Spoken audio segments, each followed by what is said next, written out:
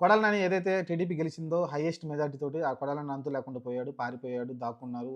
అలానే వల్లభనేని వంశీ వీళ్ళిద్దరూ కూడా ఎక్కువ అప్పుడు అతిగా వాగింది వీళ్ళే. ఎక్కువ అతిగా వాగింది వీళ్ళే కాబట్టి ఎందుకంటే చంద్రబాబు నాయుడు ఫ్యామిలీని టార్గెట్ చేసి మరీ అతిగా వాగారు.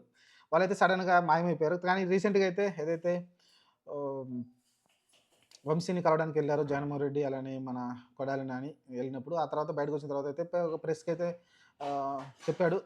ఎందుకు మీరు ఇన్ని రోజులు కనబడకుండా పోయారు? అప్పుడు అంతా ఆహ్, ప్రతిపక్షాన్ని విమర్శించారు కదా! ఇప్పుడెందుకు మీరు కనిపించట్లేదంటే, అలాంటిదేం లేదు. మేమెప్పుడు భయపడేది లేదని చెప్పుకుంటూ ఒక ధైర్యంగా ఒక మాటైతే చెప్పాడు కొడాలి నాని అయితే బయటకొచ్చి. అలానే మేము ఎక్కడ భయపడం. మేము ప్రజల గురించి పోరాటం చేస్తాం. అలానే జగన్మోహన్ రెడ్డిని మళ్ళీ సీఎంని చేస్తాం. అలానే ఇలా బెదిరింపులకు భయపడి మేము పార్టీ మారే రకం కాదు.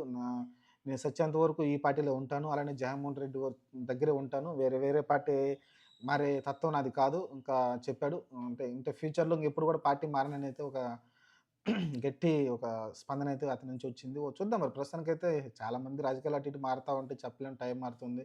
రేపొద్దున టీడీపీ వద్దనుకున్నోడు జనసేనలో పోవచ్చు. ఇప్పుడు నేను టీడీపీలోకి పోనని చెప్పాను గానీ, జనసేనకి పోనని చెప్పలేదని మాట మార్చొచ్చు. చూద్దాం ప్రస్తుతం అయితే కొడాలి నాని ఆ మాట మీద అయితే ఉన్నాడు. ఎందుకంటే టీడీపీ నుంచి వెళ్ళినోడే కాబట్టి వంశీ కూడా టీడీపీ నుంచి వెళ్ళినోడే. హ్మ్.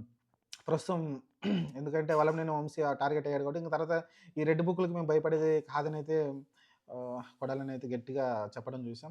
ఓవరాల్‌గా అయితే కొడాలి నాని అయితే నోరు విప్పాడు. చూద్దాం మరి ఇప్పుడు ఒక్కటి చెప్పడం కాదు. నెక్స్ట్ ప్రజల గురించి పోరాడాలి.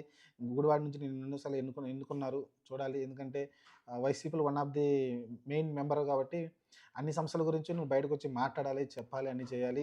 చూద్దాం మరి ఎందుకంటే అంబటి రాంబాబు కూడా చెప్పాడు కదా!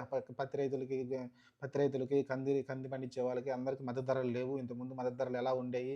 వైసీపీ గవర్నమెంట్ ఉన్నప్పుడు రాంగానే ధరలన్నీ పడిపోయినాయి అయితే అంబటి రాంబాబు అలానే విడుదల రజని పక్కన ప్రెస్ మీట్‌లో అడ్రెస్ చేసినప్పుడు ఎత్తి చూపారు. అలానే కొడాలి నాని కూడా బయటకొచ్చి చెప్పాలి.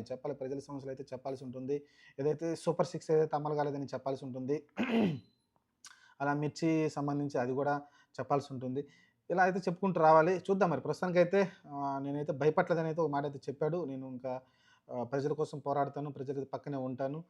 జగన్‌మోహన్ రెడ్డి కోసమే పనిచేస్తాను. అలానే జగన్‌మోహన్ రెడ్డిని మళ్ళీ సీఎం చేసి తీరుకుంటామని చెప్పాడు. అంటే వాళ్ళందరూ కలిసి జగన్‌మోహన్ రెడ్డిని మళ్ళీ సీఎంని చేసుకుంటామనైతే మాటైతే చెప్పాడు. చూద్దాం మరి ఫ్యూచర్‌లో ఏం జరగబోద్దో. ప్రస్తుతం అయితే కొడాలి నాని రెడ్ బుక్‌కి భయపడనైతే మాట చెప్తున్నాడు.